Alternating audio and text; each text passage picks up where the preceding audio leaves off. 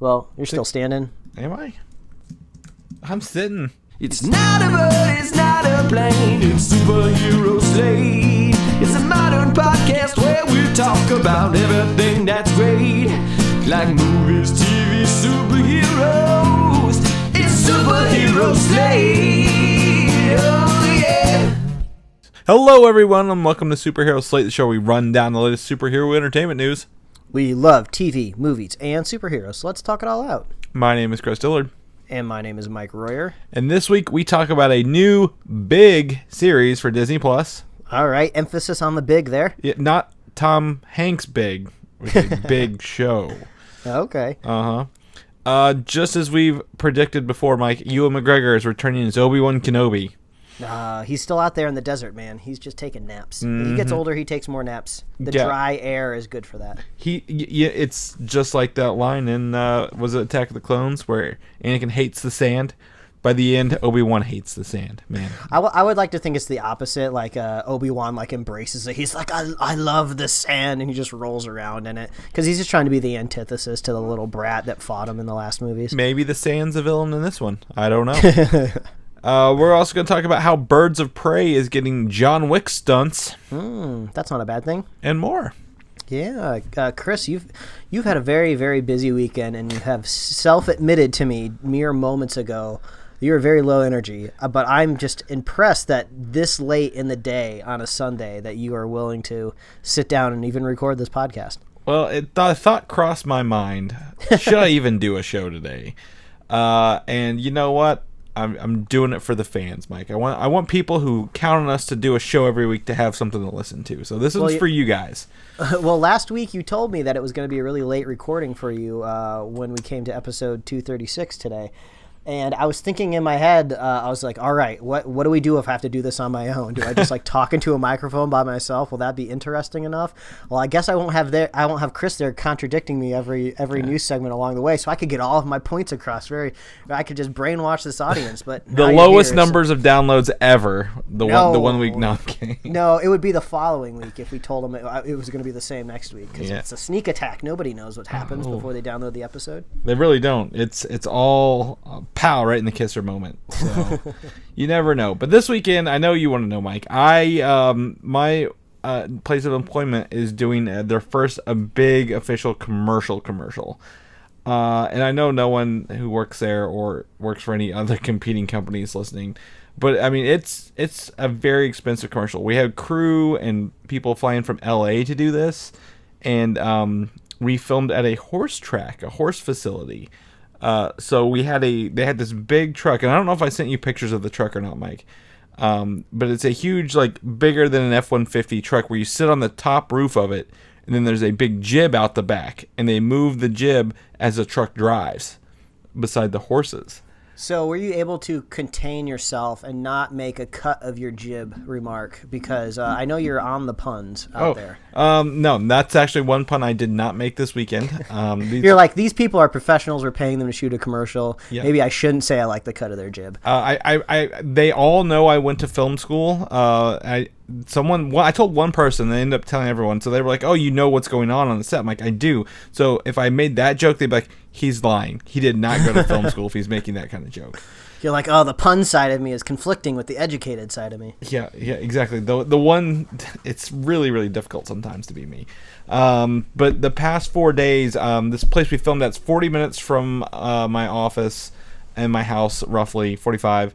And I woke up at 3 yesterday, Saturday, to get out there, and 5:30 today to get out. No, I had to be there by 6 today, so I left around 5. So I have been on this place 12-hour days. Pretty. I'm running out of energy. I'm running out of words to say. So I got home and took a shower, went out to eat, and then sat and played some games with my wife, and came to get on the show. So this commercial, these crews, they are fantastic people. I will tell you, people like, "Oh, you're making a commercial. You've got a guy doing your video and you're directing it." No, these were real people, professional crews flown in from all across the country to do this stuff. It was fantastic to see this work. Do you have any questions about it, Mike? Because I don't know what else to tell you. Chris, it sounds like you had a laborious weekend. So I'm here. I'm here to lift the weight for you. I'm gonna carry these cables. I'm gonna be your best boy. Oh. That's not what that is, but I'll take it. I thought the best boy deals with the cables on the set. I'm kidding. I'm teasing, Mike. you're gonna be my DP, director of photography. I'll be your director of what you should be watching on Netflix. Yeah, you will. Because you've been doing some Netflix watching. Oh, yes. This weekend finally concludes Nickelodeon's release of their... I guess I don't want to call them like reboots. They're not remakes, but they're almost like throwback movies, if you will. Like a renaissance. So I think it was back in maybe 2016. So maybe 3 years ago, they announced that they were going to be making a Hey Arnold movie that was going to be premiering on Nickelodeon on Thanksgiving Day. And then not long after that, they said, hey, we're also doing Rocco. We're going to do a Rocco's Modern Life movie. And then not long after that, bam, Invader Zim. So the Invader Zim movie released on Netflix this weekend, Rocco's Modern Life released the weekend before, and then, Hey Arnold a few years ago. So now they're all officially out, and I'm actually very surprised to tell everybody that they're all fantastic. I was just basically lowering my expectations, assuming that they were all going to be bad, but all of the original creators for all of these shows returned for all of these individual movies. And they were exactly what I wanted for each series.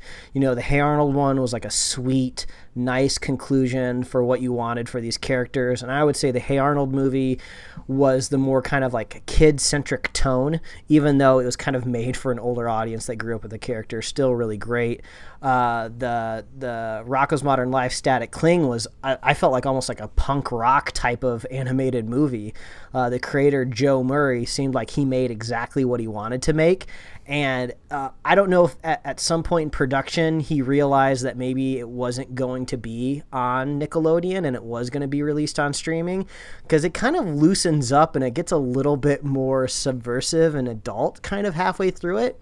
So that was really fun to see him kind of play in that realm. And then the Invader Zim one was extremely pleasing. I'm a huge Invader Zim fan. I drank everything up Invader Zim when I was a kid. So I'm so glad to see Jonan Vasquez, I think that's how you say his last name, returning with... this was over an hour long, so this one was almost close to feature length at 90 minutes. It was just great. It was hilarious. He didn't miss a step. I hope everyone goes out and watches all of these Nickelodeon kind of throwback movies, because they're all great. And I don't know if I necessarily need more Rocco or I need more Hey Arnold, but I would love more Invader Zim, and I would love all of these creators to go on and make more stuff. They still got it. So go check out all that Nickelodeon stuff for sure. What I think is funny is if you want to watch the Invader Zim television show, it's on Hulu. If you want to watch the movie, it's on Netflix. Yeah, well, I don't think it's in the show notes this week because it's not quite related to anything superhero related, but Viacom and CBS are rejoining their ranks. I think they split up sometime back in maybe 2006, but now they're returning to join as a single company again. So that means all of these Viacom properties, which I believe is it I think it's Nickelodeon. Yeah, Nickelodeon and Comedy Central, which are probably the most famous Viacom properties, are now going to be part of this family. So I don't know if they're going to blow up CBS All Access and make it larger, or if maybe they'll make a Viacom streaming service. I'm sure there's going to be a streaming strategy involved, but basically it'll be CBS All Access. Yeah, we might finally see this Nickelodeon catalog finally become streaming, because right now Nickelodeon streaming options are atrocious. Like if you want even like the 90s like throwback cartoons, you can get it on Verve, but it's not even all the seasons. You only get like the first couple seasons for each of these Nicktoons, so you can't even like watch all of Doug if you wanted to watch all of Doug. So it's like, what the hell's even the point? So yeah, if you want to catch up on Invader Zim, watch it on Hulu, but you don't even have to. It had been a while since I had rewatched all of Invader Zim, but I just jumped right back into the movie. It's great, subversive, hilarious, just weird and random, which is kind of that kind of brand of humor. But yeah, go check that stuff out. And I also caught the a live scoring of the original Jurassic Park at the Hollywood Bowl. out here in LA last night, which it was great. It was the John Williams Orchestra. It was conducted by a different person. I don't know who the conductor was exactly, but it was the John Williams Orchestra. And they're just so good, and they're so on point with scoring the movie that you're watching, you forget that they're there, to be honest. Like, maybe if you were like seated in the very, very expensive front row, you would have a little bit more visceral experience of the instruments. But like, we were just having a great time watching Jurassic Park with a gigantic crowd of people. You just forget the band is down there doing a killer job. But I had realized I hadn't seen Jurassic Park with a group of people in basically forever since I saw it in the movie theaters. So it was great seeing this everybody react to different parts of the movie. So obviously you get all of these cheers and applause whenever like a major character is revealed for the first time on the screen. There was a great moment where you get to see the classic Jeff Goldblum, Ian Malcolm kind of shirt splayed open, kind of laid out on the table, because that's not just like a shot that's like gradually moved to. It's not like he's in the background and the camera eventually gets to him. You're on like this a very intense part of, I believe it's Dr. Grant and the kids escaping or in a tree or something like that. And then they cut from that very intense moment to bam, shirtless Jeff Goldblum, and the crowd just like went wild. It was hilarious. So you don't have to get a live scored orchestra to kind of go catch rescreenings of old classic movies. There's a lot of theaters out there, probably in your hometown, that will do screenings of kind of classic stuff. And if you've seen it before and you're just like, well, I could just watch it at home, why go check it out? Go see it with a crowd of people. It's kind of fun.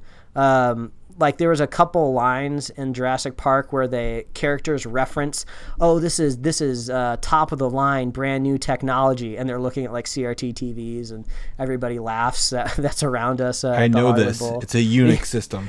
Yeah, or like they're looking at the Raptor kind of sonogram at the very beginning of the movie, like, oh, this is top-notch technology. So yeah, so that's my recommendation. That's what I was up to this weekend, man. So you've been watching classic movies in theater-like experiences, is what you're saying. Yes. Well, are you segueing into something here, Chris? I am, because this week months ago, I was invited with my friend Jeremy to go watch the new last version of Apocalypse Now, the final cut by Francis Ford Coppola. It debuted at Tribeca earlier this year, and in its public screenings was this past Thursday and tonight, Sunday. And I've never seen, admittedly, Apocalypse Now, at least not that I remember, at least focused. So I was very thrilled to jump at this chance where I had to sit in a movie theater and watch this classic movie, because it is a surreal, I guess, I don't know how to even phrase it, a very trippy war film, if you will. It's very metaphysical throughout the whole journey. And, it's got, young Lawrence Fishburne, young Martin Sheen, Dennis Hopper is in it, Marlon Brando.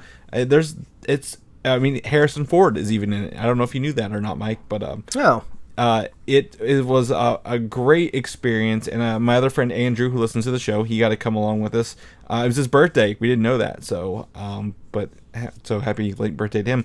But we got to watch it, and that movie still has not digested with me because of how busy this weekend's been. But I love, again, we talked about those Fathom events, Mike, where they put these older movies or these newer versions in theaters. And after 3 hours, I was very glad I got to go see that movie in theaters. Oh, great. So. Well, this was your first time seeing Apocalypse Now, so this might be a moot point to ask, but was there some sort of special angle for this final cut? Was this something that had been lost for a long time, or did the studio famously like remove something that Coppola always wanted in the final cut? Or I'm not really sure. The Apocalypse Now comes in 3 variations. So there's the original version, which I'll tell you, watching this film and knowing production, I don't know how the hell they filmed this movie. The one thing I do know about this movie that I've never seen it, but apparently there's a very, very famous and very well done documentary about the making of this film. Yes, I think it's called maybe Inferno or something like that. Hearts of Darkness. Hearts of Darkness, that's right. Which is actually a book that is based on. Like, it's really interesting, like how this movie all came about. But yes, I've actually studied this film in film school, like from a paper, like a book point of view, but never like really watched it. But yeah, so there's a documentary. It came out like 91. But this movie, like watching, I'm like, I don't know how they made this. And then in 2001, I believe they did the Apocalypse Now Redux or Redo, however you want to call it. And it restored about 50 minutes of scenes cut from the original film. Okay. Because they can't sell a over 3-hour movie, in the 80s, right? And then this is his 40th anniversary, so he was able to cut 20 minutes or so from the Redux point, like he took it out and restored the original to 4K from the negative. Oh wow! So yeah, it was. I saw it in IMAX. So very good quality. It's interesting in old film making. There are some scenes that are like obviously out of focus by just a hair, but they left them in.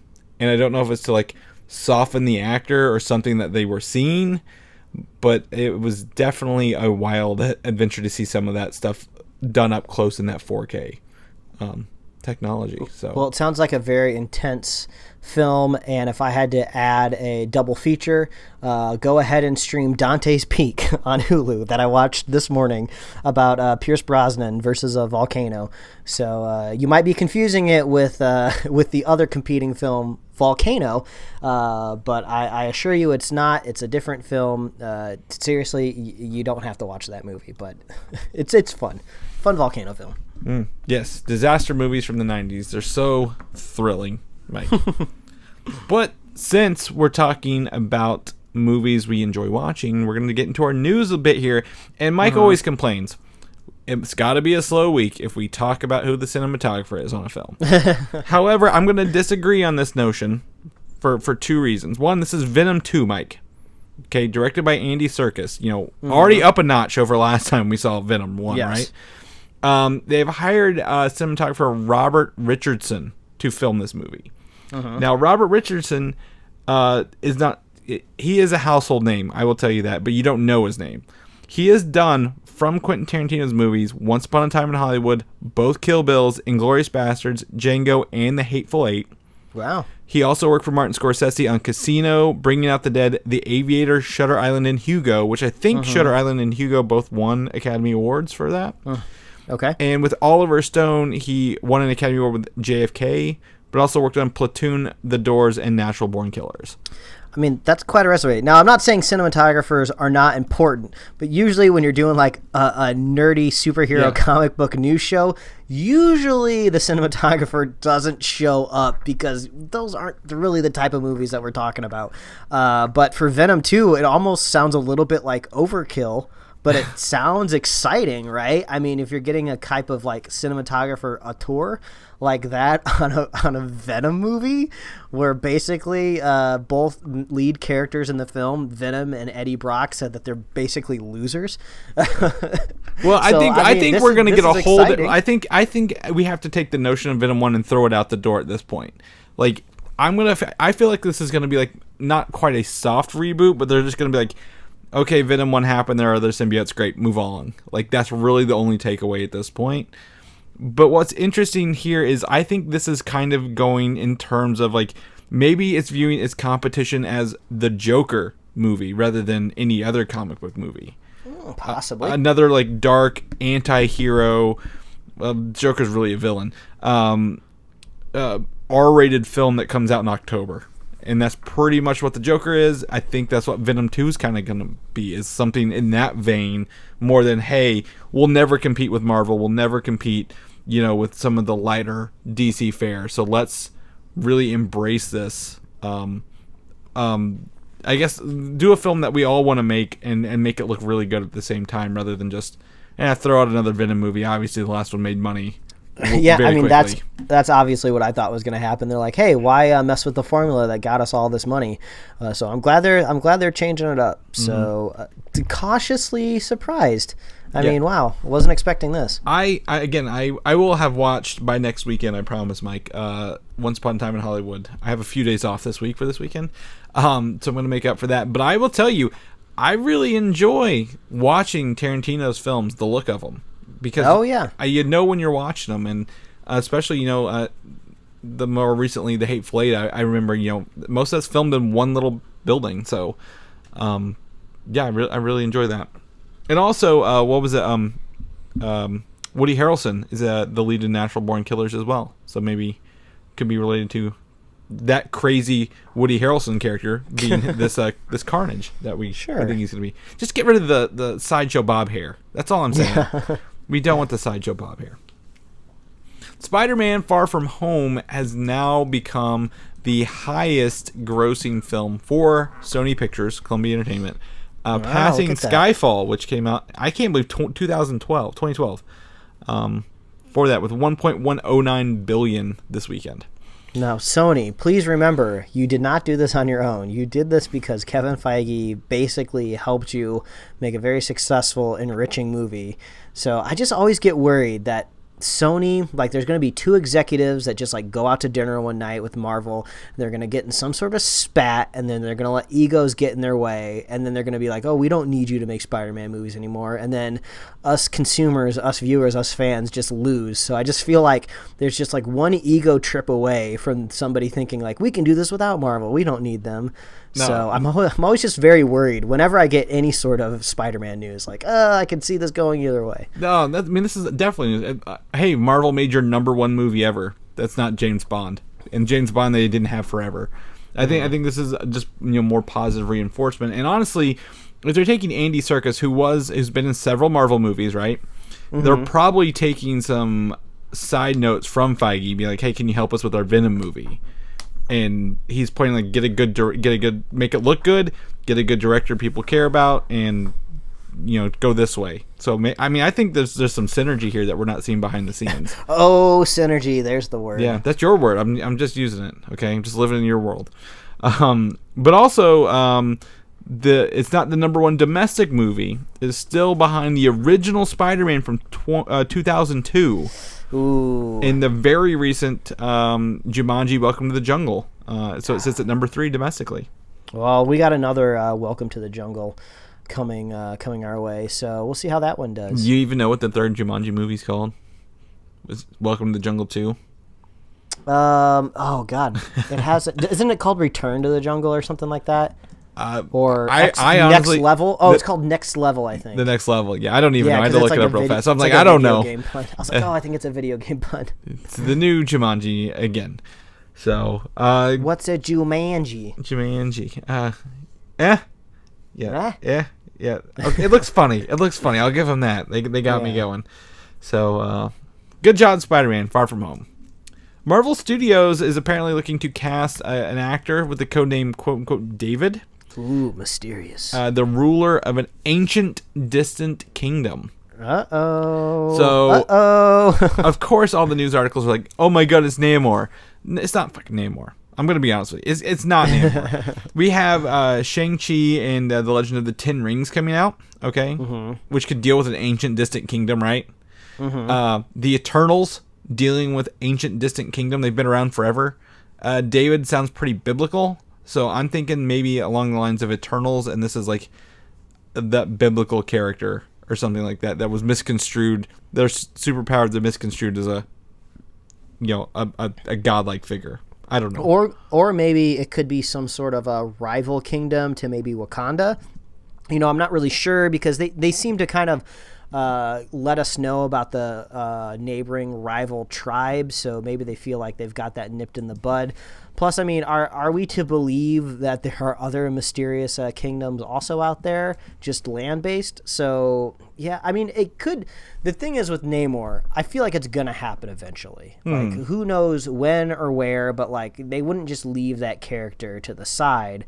But, I think now it's probably just strategic. They're probably just waiting for some sort of creator, director, or writer to come in that has a really good idea of what they want to do with Namor. And then after that, they have to strategically decide when to release it. They're like, well, we don't want it coming out the same year as an Aquaman movie. That absolutely cannot happen.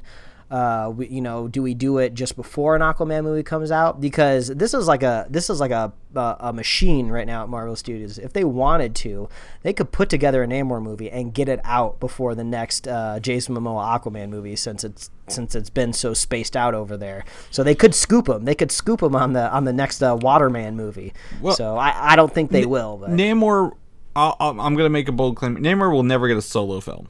Never. They won't. Oh, that's very believable for sure. If anything, and everyone's like, oh, but he's tied with Black Panther. He's not tied with Black Panther. He's tied with Fantastic Four. If you want to give Fantastic Four a villain that was created in their series, or not created in the series, but is known for working in their series very, like a whole lot, put him in Fantastic Four and have them face him rather than some big space aliens right out the gate. Maybe they're dealing with things, they're discovering new things on our planet before they go discover other planets. I don't know. I would love to see, this is just kind of riffing on the idea, but I would love to see maybe the next big bad to face our heroes is not necessarily celestial. It could get to it eventually. I'm not opposed to another celestial threat. But what if like just a bunch of big bads on Earth came together? So we build up the mystery of Norman Osborn for a little while. We build up the mystery of Doctor Doom for a little while. And hell, maybe even build up the mystery of like Namor or something like that. Just drop hints of undersea stuff. And then we find out that they're kind of part of like some sort of evil council. I don't know if that exists already in the Marvel Universe. Comic books, yes it does. 2009, called the Cabal. They're essentially, Marvel's Illuminati, is like all the good guys, like the big brains of it, right? And each of them, I think there was like 7 or 8, 6 of them, one of them each guards an Infinity Stone. But the Cabal was the evil version run by Norman Osborn. Doctor Doom was on it, Emma Frost was on it, Loki was on it. Yeah, just like imagine like a green goblin monster standing next to an armored Doctor Doom, standing next to like Namor with like some sort of like badass weaponry, and they're just like facing off, like running at like a crowd of like new Avengers or something like that. That is that's a badass visual right there. That's really, really similar to what I said when I say that I've said for a while that the Sinister Six could literally be an Avengers level group of villains rather than a Spider-Man group of villains. Yep.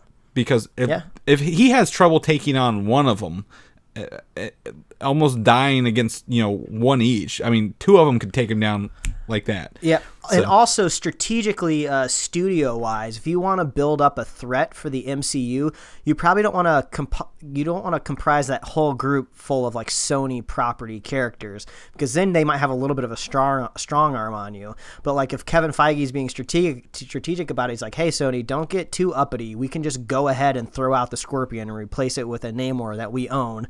So just let us do what we want to do. So, man, I'm just really loving the idea of Norman and Doctor Doom. I mean, Namor, he can come and go whenever, but Doctor Doom has just been so wasted. in a recent things, Namor's also been known to be a mutant, like a mutant gene. So, could be X-Men. Distant Kingdom could also be Doctor Doom too. Yeah. So who knows? Yeah. So there's a bunch of things going on here. So. They just like to stir the rumor mill just a little bit.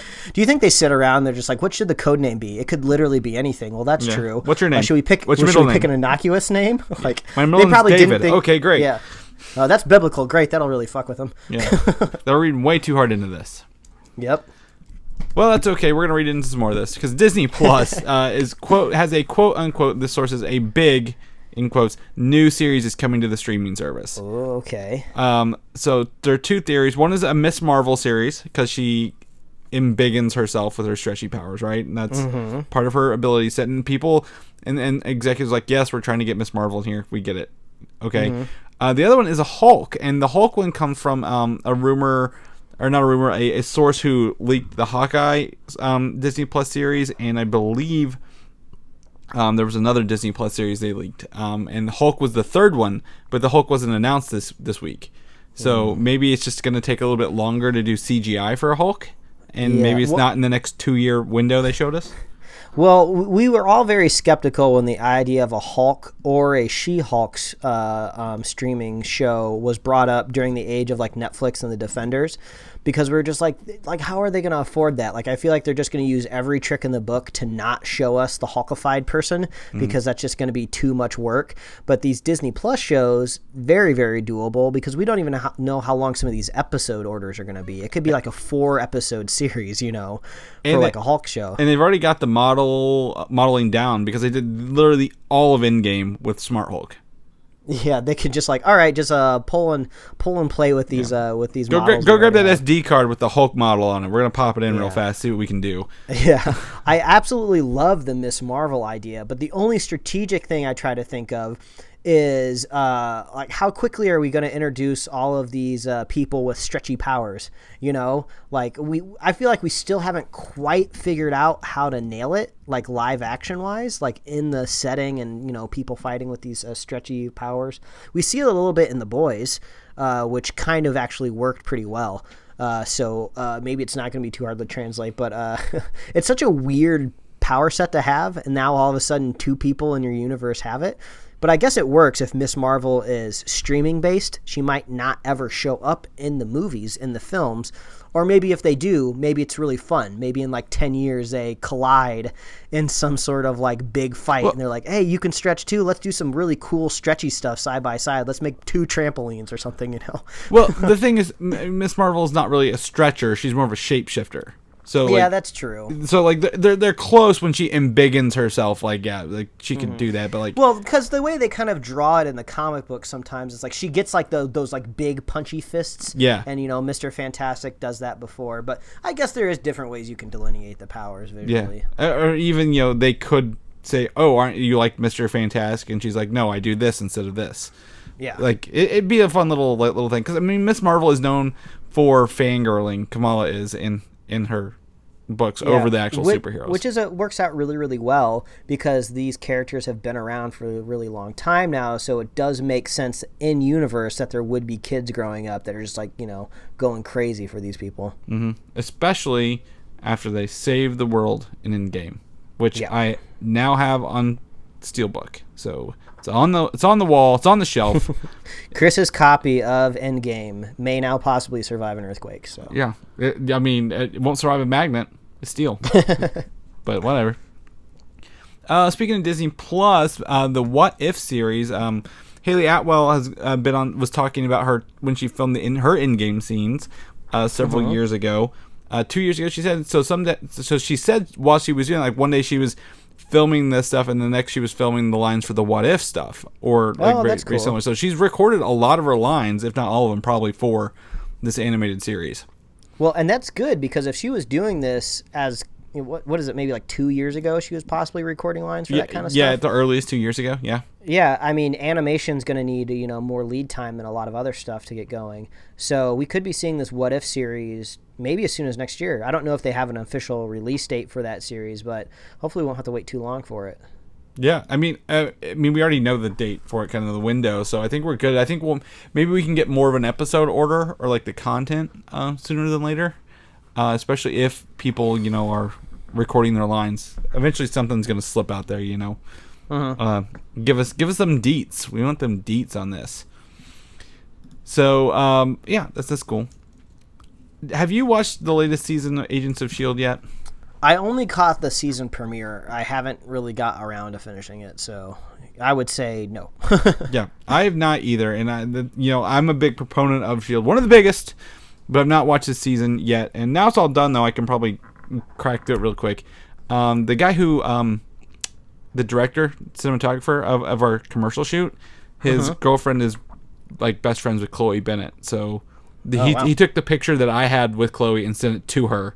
Well, I was hanging out with him the other day, so I thought that was really cool. You're like, hey, look at this nerd who paid to get a picture with you. Yeah. I don't know how that topic even came up, but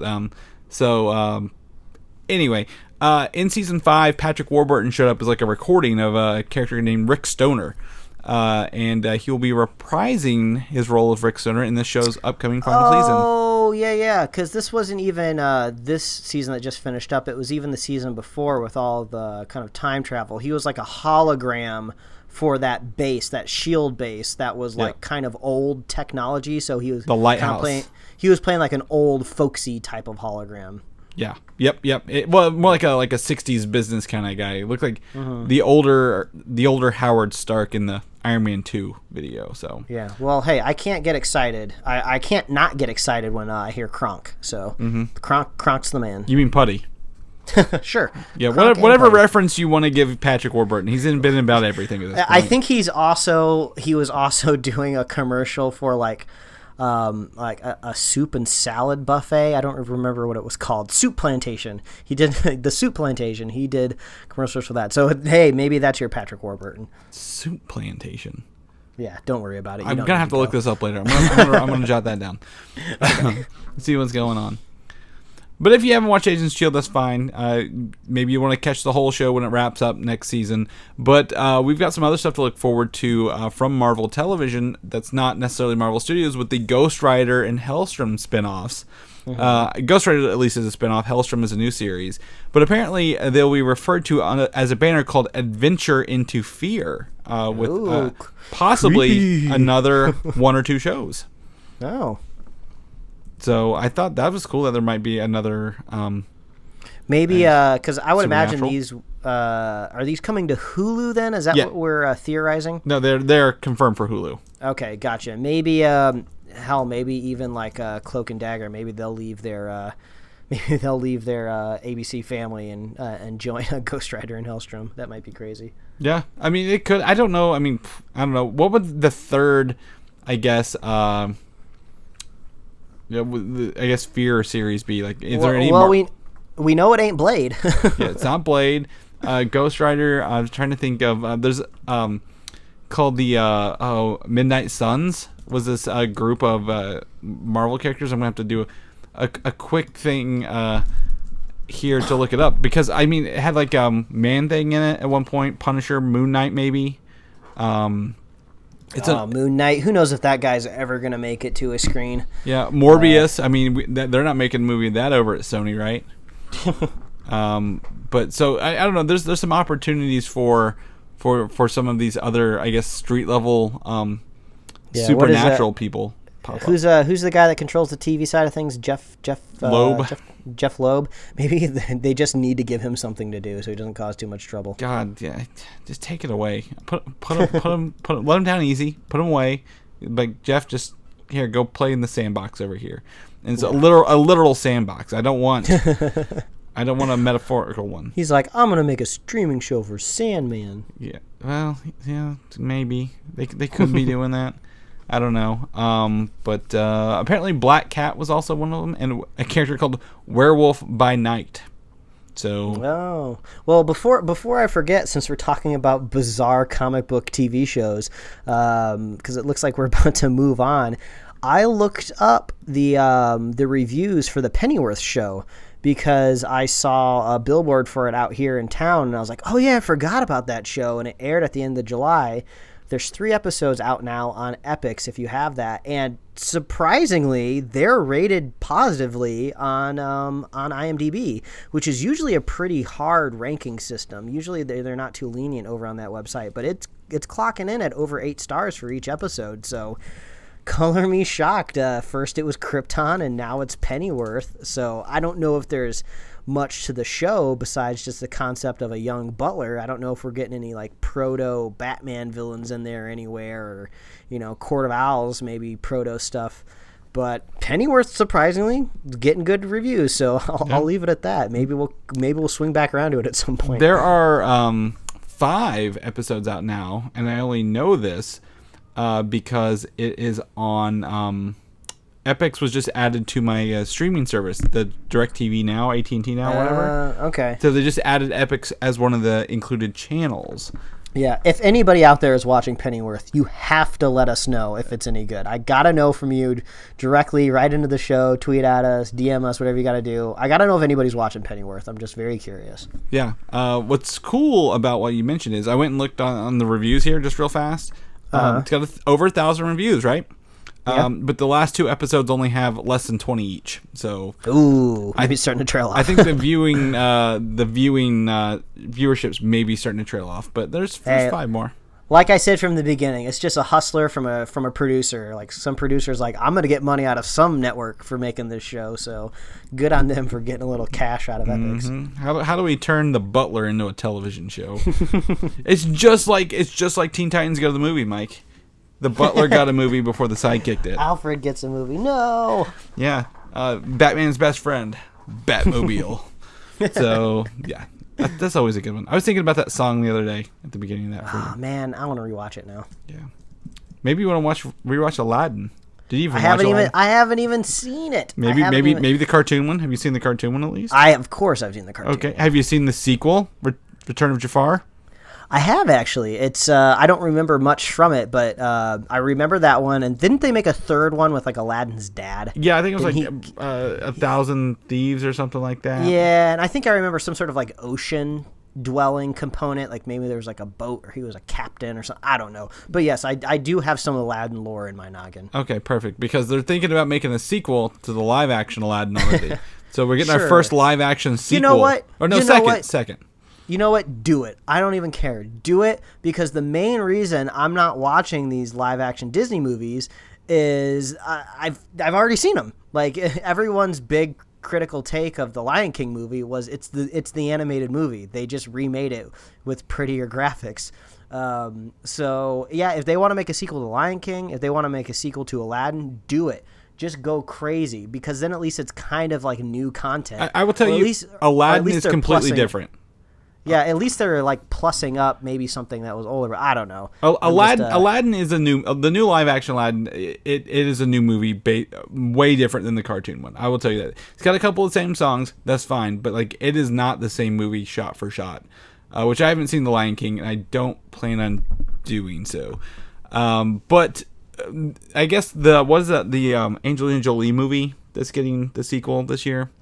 Oh, Maleficent. Yeah, that trailer was weird. I haven't watched the new one yet, but that's like the first sequel one. So do you think if they do this and maybe they kind of do their own free, like, Return of Jafar, would it go to theater, or do you think that'd be like a Disney Plus offering, like all these other straight to DVD or straight to VHS sequels were back in the 90s? Well, I mean, I think Disney just did another earnings call recently, and Bob Iger reiterated again that Disney Plus, that this is the product, this is the premium service. It's taking all of the attention of everybody at this company.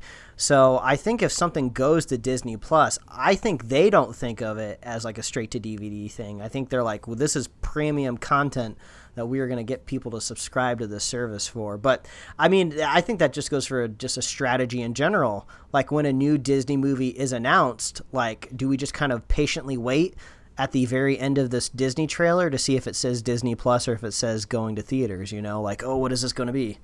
Yeah, I mean, it could be. I mean, I just don't know, like, of the 90s movies, and that's where they're pulling a lot of these from. Literally all the sequels went straight to VHS. Like, that was their plan. Yeah, if I was a betting man, I'm assuming this goes to theaters because it did very, very well at the box office. Mm-hmm.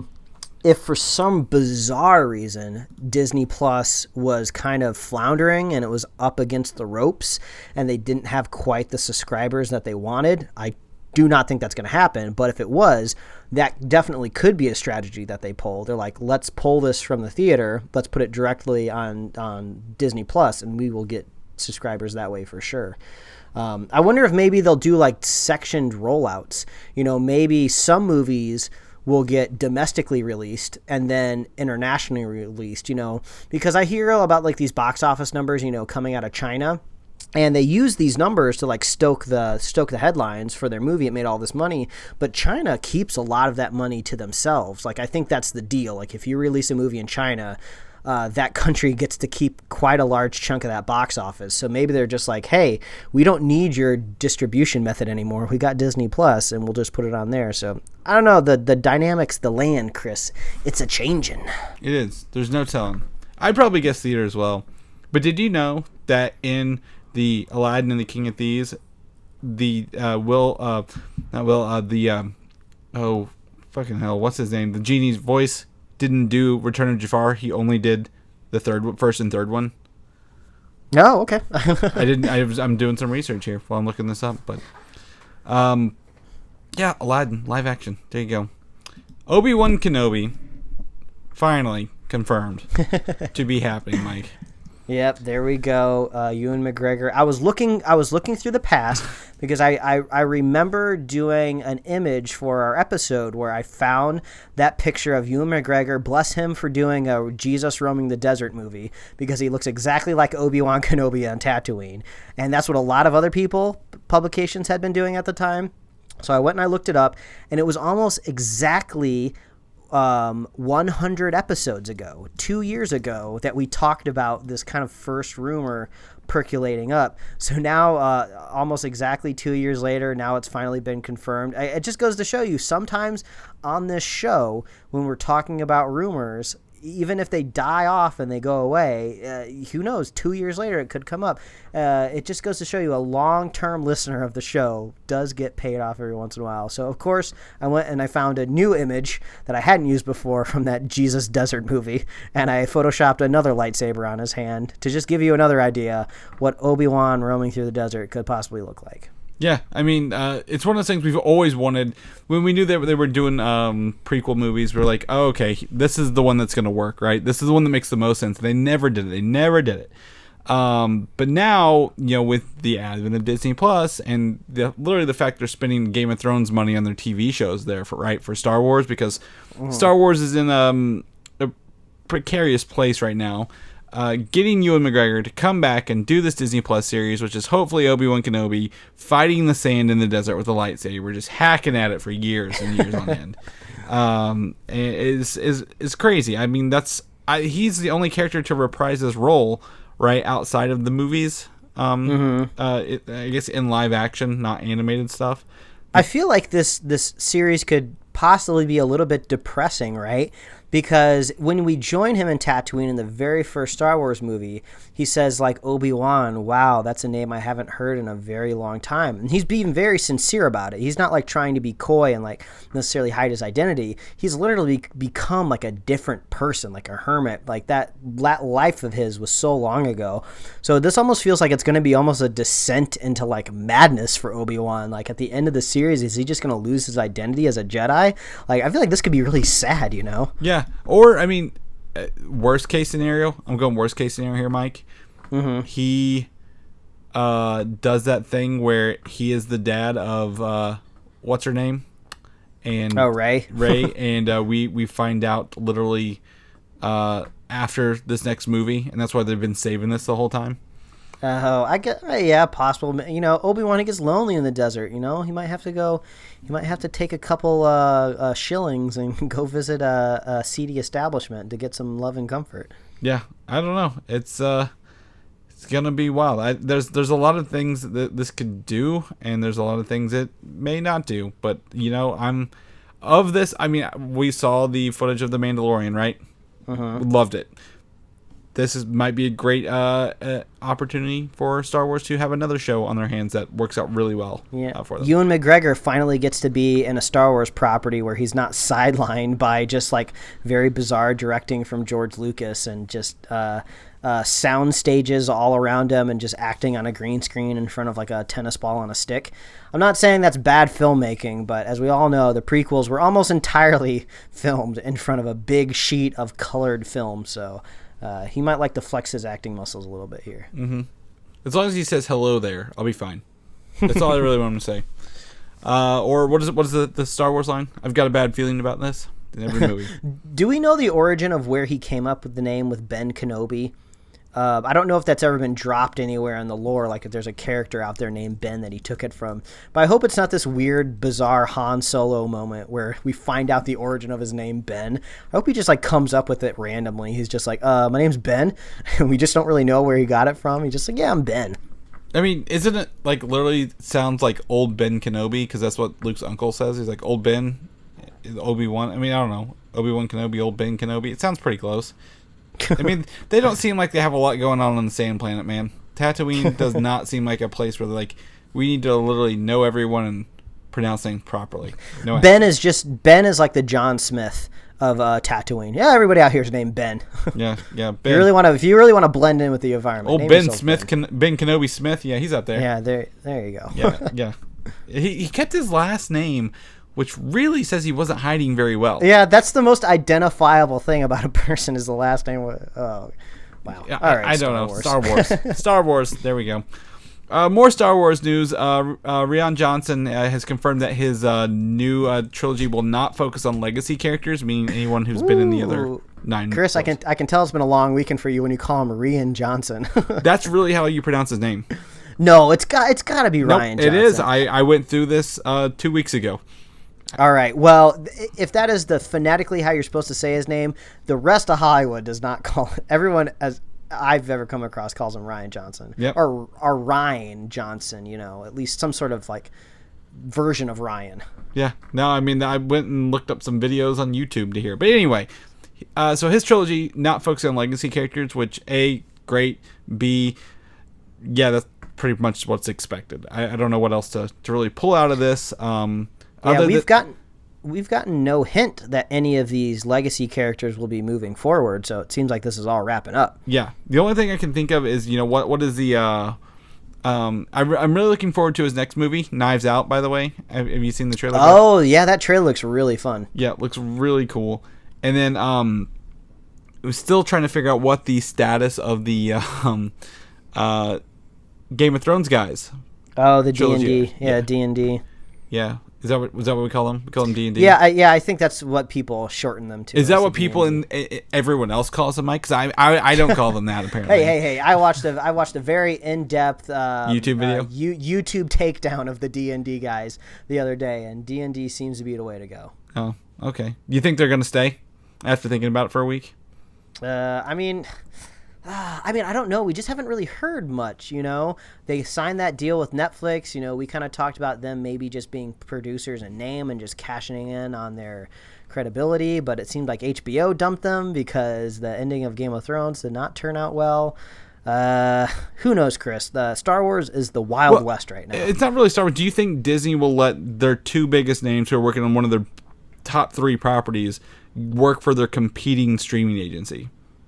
Yeah, I think they will. Okay. I think as long as they're in the movie space, it's not as complicated for them right now. Okay. If for some reason they had signed them on to just do streaming stuff directly, maybe there would have been a little bit of a debate there. But okay. Yeah. All right, that's fine. I've been thinking about a week. I'm like, I don't know how this is gonna play out, but I'll tell you what. The next thing that has DB and Weiss on it has to be good.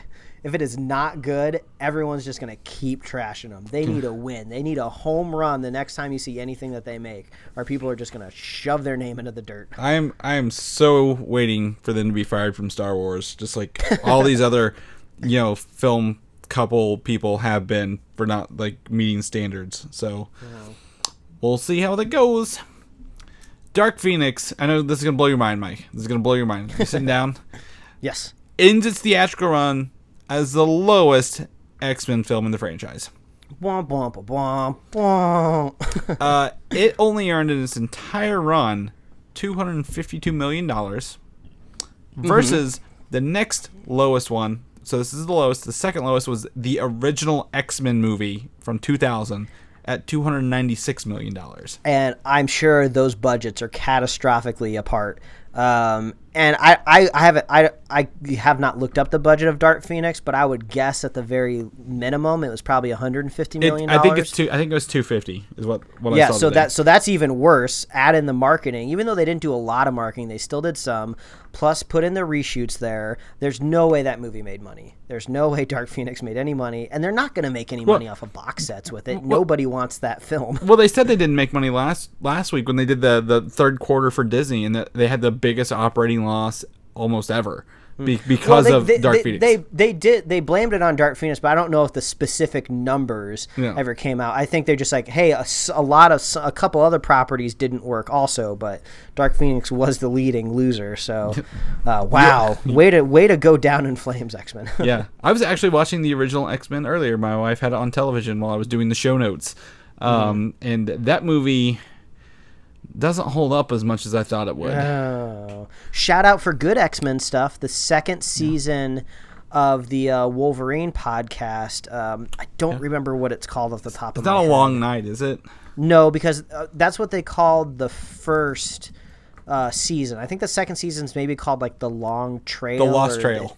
Lost Trail or something.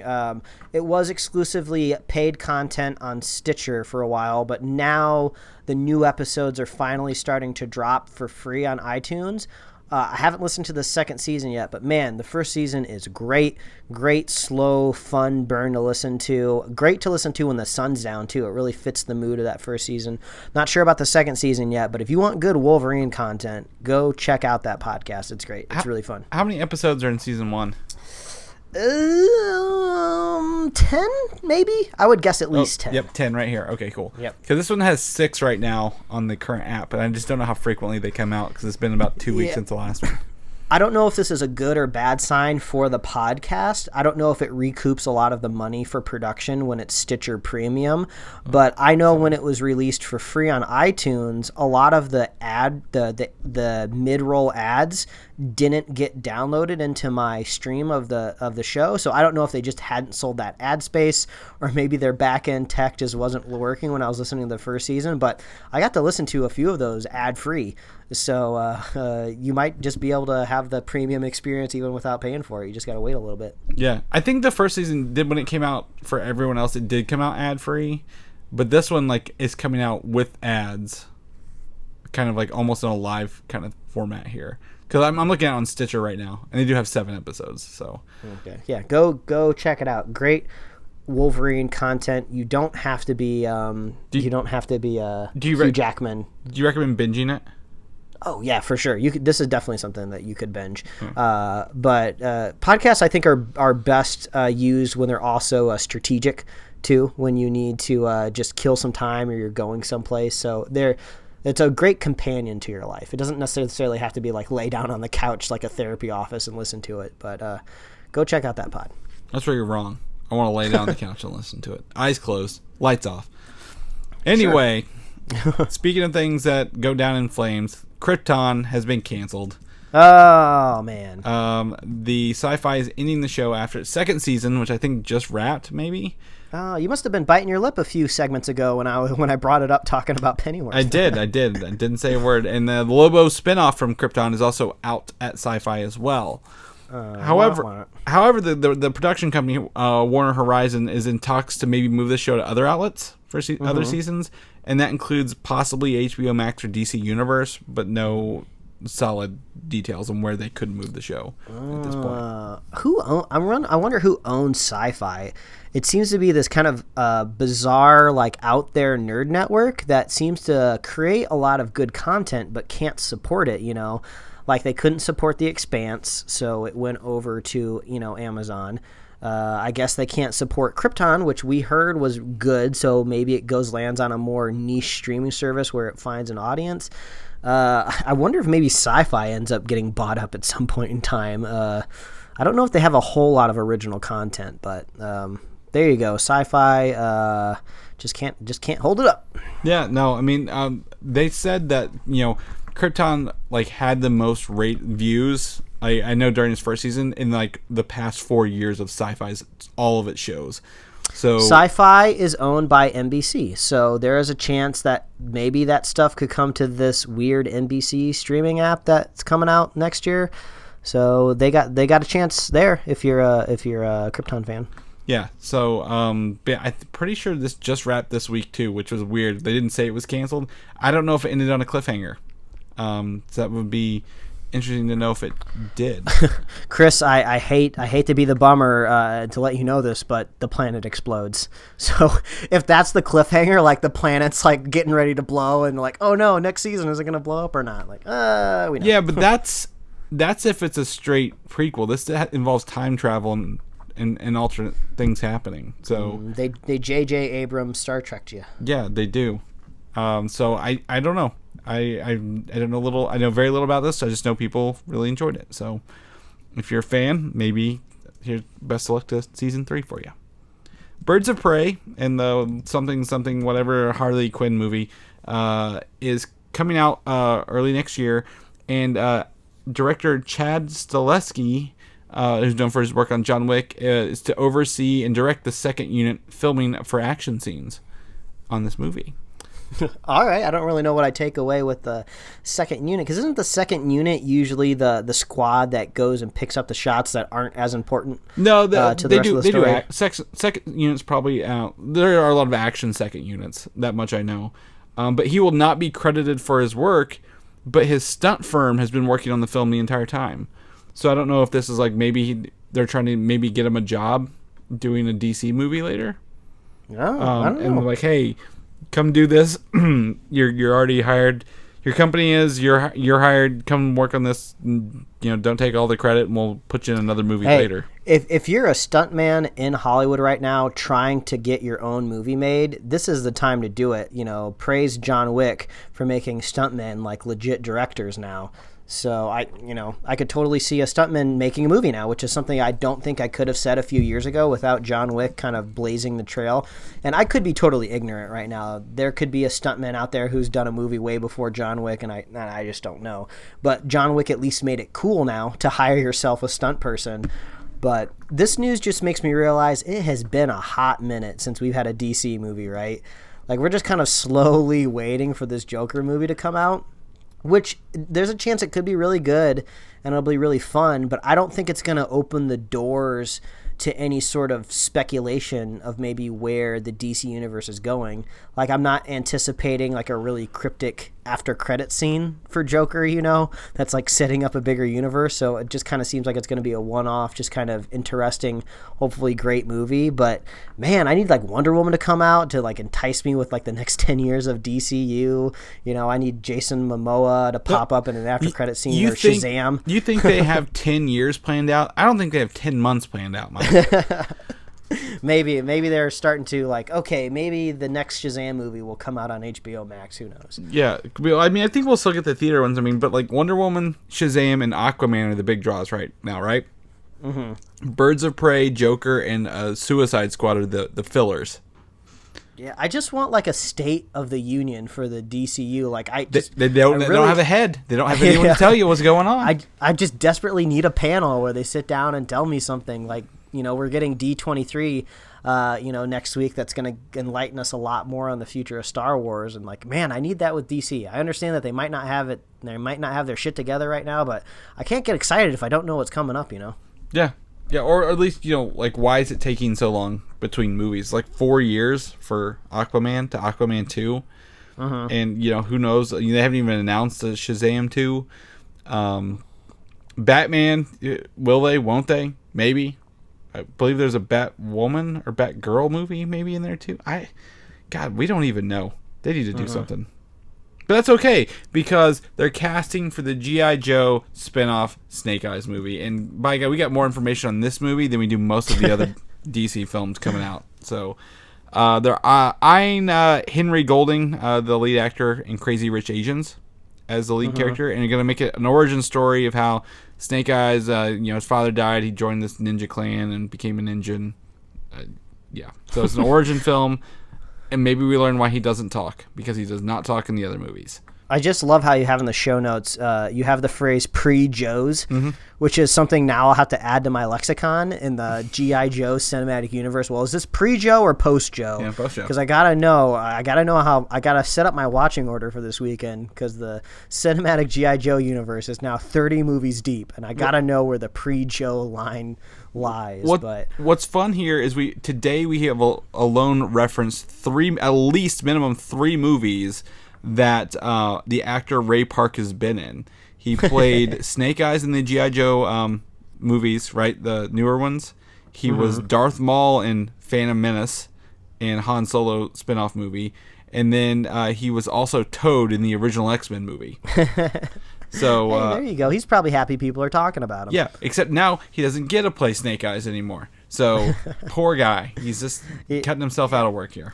I just know so very little about G.I. Joe. Like, I can't even be somebody that sits here and like complains like, oh, what are they doing here? He's not supposed to be even a character that talks. Why do we care who's cast? Blah, blah, blah. Yeah, I know don't you love man. prequels, and I know origin stories, so I just had to put it in there for you. So this is a really dumb question. I don't know if you know more about G.I. Joe than I do. Is Joe a character? Is Joe like the Captain America of the G.I. Joe universe? In the last movie, right, with The Rock as G.I. Joe, Bruce Willis was the original G.I. Joe. Okay, so is G.I. Joe more of a moniker, like 007, and anybody could be Joe? I just it's a great don't question. Know. Like, I'm just curious, since we're talking about casting, like, who is going to be the lead anchor for the Joes, if you will? Like, is this where they bring in John Cena, who I believe, wasn't he already in a G.I. Joe movie? So maybe it can't be a John Cena. I don't know. I just don't know. I don't know. It just seems right. This could be like the Mandela effect. I think he was in Transformers. You're thinking of the Magic Mike dude. You could just tell me he was in G.I. Joe and I believe you. Well, but like I need to know who the anchor Joe is going to be. Who is going to be the Joe of the pre-Joe era? The name derived from that's Joe. That's Joe year zero. That's the beginning Joe. But the G.I. Joe is for a generic U.S. soldier derived from the more general term just G.I. Oh, gotcha. Well, I think they should just say fuck it and just cast a guy and name him Joe. Oh, this is the GI. His name is Joe. I think that's what Bruce Willis was, though. I think that's what he was. Let me see here. I mean, I don't want Bruce Willis coming to my place and beating me up, but he just does not have the charisma for Hollywood anymore. I don't know if it's just General Joseph Colton was his name.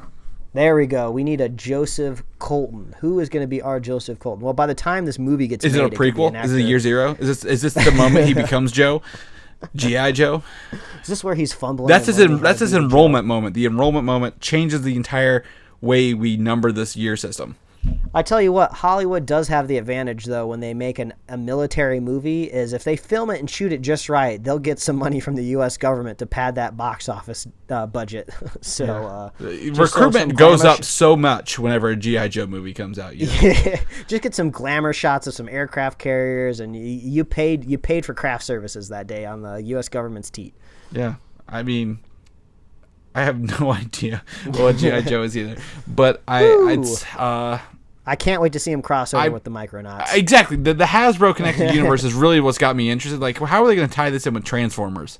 When's that one happening? God, just do it. Go crazy. Like, if Fast and the Furious can be ridiculous, why can't G.I. Joe transform Micronauts? They did a Bumblebee prequel movie that came out pretty good, so maybe a G.I. Joe prequel movie is going to be pretty good. So are you telling me that the Bumblebee movie was pre-Joe? I'd say I don't know. We don't know when he signed. We don't know when he enlisted. Joe could be a World War II veteran, and maybe so the Bumblebee movie would be post-Joe. Who knows? Or do we say post-Joe after Joe died? So if pre-Joe is when before Joe was signed or Joe was born, and post-Joe is after he died, what do you call in Joe? Between? Is it Joe Prime?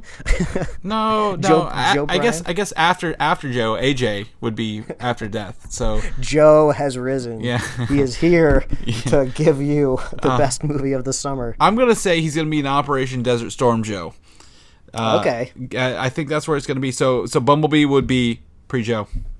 Okay, well there you go. Yeah. You heard it here first. Bumblebee is pre-Joe. I'm gonna have a lot of red string and thumbtacks in my room this week trying to figure out this timeline for these Joes. Yeah, there you go. What about the women? Are they G.I. Janes?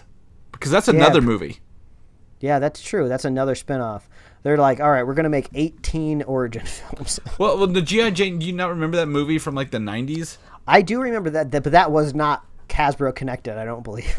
Well, it's technically it starred Demi Moore, right? Who was married to Bruce Willis, who was the original Joe. So was this his wife, and she was Mrs. Joe? Oh my God, pre-Mrs. Joe. I don't know what's happening here. Yeah, we got to end the show, man. Oh my God, I've lost way too much sleep this weekend.